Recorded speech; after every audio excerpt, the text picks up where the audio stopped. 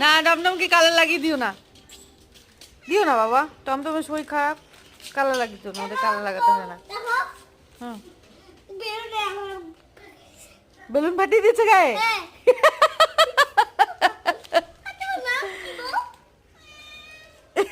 টমটম বলল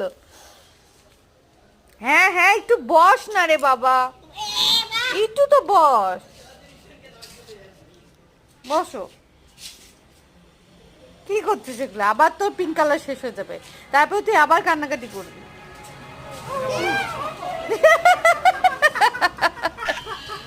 টমটম রং খেলবে বলে বাড়ি থেকে পালিয়ে এসেছে।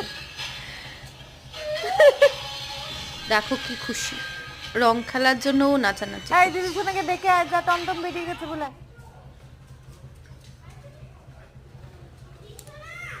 পড়ে যাবি, পড়ে যাবি, এদিকে যা, এদিকে যা, এদিকে যা, পড়ে যাবি।